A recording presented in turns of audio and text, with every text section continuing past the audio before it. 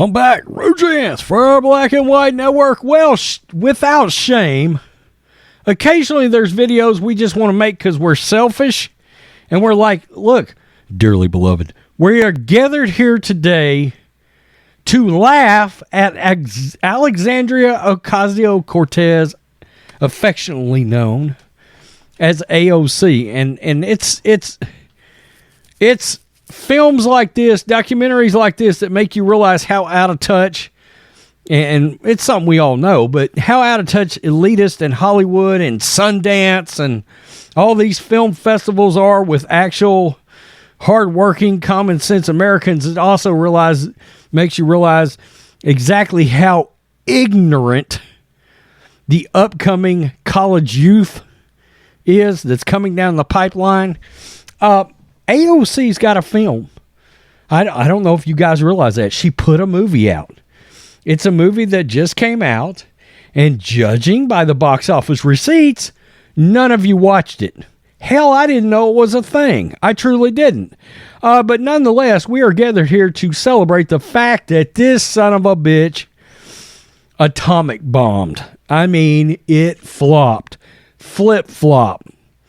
It crashed and burned at the box office. And I know that shocks you. I know it does. I know it shocks me.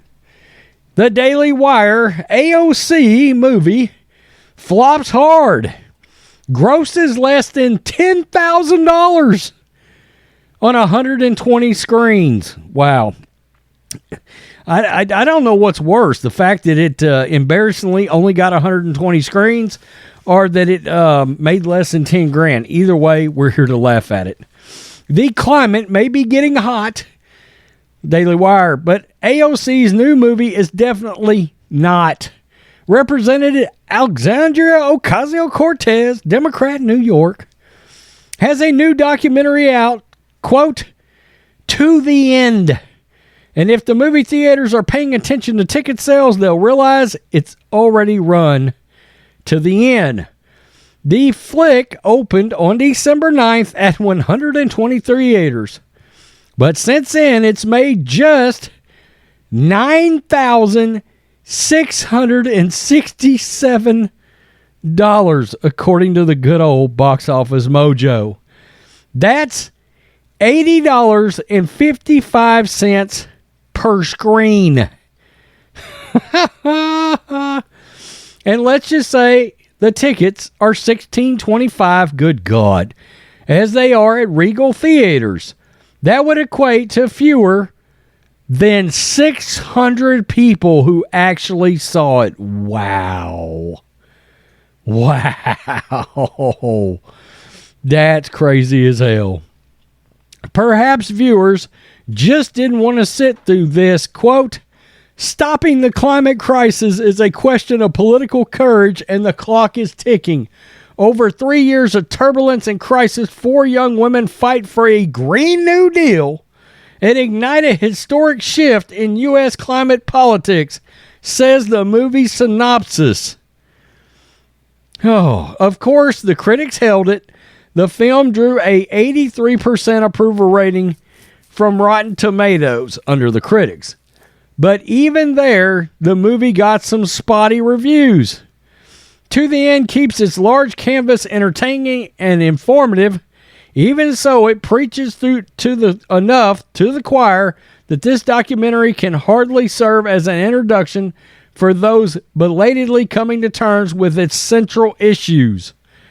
Greg Gutfeld, a host of Fox News' The Five, mused about the movie's poor performance on Tuesday. Quote, who would go see a movie that's the opposite of entertaining? I'm here to be miserable for an hour and a half. Wow. Should have just watched The View. Quote, there's nothing entertaining about that, but it does show you how great it is to be a progressive in a liberal biased culture, he said. She really doesn't do her job, right? Question mark. She makes movies. She goes to galas. She sits for glossy butt-kissing interviews at GQ and other women's magazines. Co-host Jesse Waters said AOC might be popular in her highly liberal enclave in New York, but that doesn't translate nationwide. I don't know a single person that finds this trick likable. Not a single one. I mean, come on, let's just be real. She's among the most hated politicians in the world, and she looks like a dumpster fire joke every time she opens her mouth. Quote, "This is what politicians often get confused about. Just because you're popular in politics doesn't mean you're popular anywhere else." Fact. In fact, usually people that can't do anything anywhere else go into politics to succeed. And she found out that the hard way. Waters said the film features AOC hiking, but focuses on, quote, her whole life on social media. You can never see her in private. Everything is on social media. I've never seen her hike before, but the one time she does a documentary about the environment, she's out there doing the Appalachian Trail. I'm not buying it. Of course you're not buying it. None of us is buying it. I mean, these people are preaching about climate change and then boarding jet planes, private planes, to fly all over the place. John Kerry included, Leonardo DiCaprio included. This is hilarious. At least Leonardo DiCaprio movies get box office, usually because he's got a director like Quentin Tarantino that's done the film. And he can act. I mean, I'm not going to lie to you about that, but you get the point. Tell me what you think, Black and White Network supporters. Are you going to run out and sit down for 90 minutes and take in the visual equivalent of an enema so you can see AOC and her merry band of assholes preach to you about climate change? Inquiring minds want to know. This is hilarious. Less than $10,000. I bet you right now that I could take my Canon DSLR, my Rebel, whatever it is, that I don't use the film but could if I wanted to, a camera that's used for low-budget movies. I bet you I could make a Friday the 13th fan film and do it on Kickstarter and make a lot more money than that to fund it. I'm just saying, I'm not going to do it because I ain't got time to do it. But if I did have time, yeah, you get the point. Peace. I'm out. Till next time.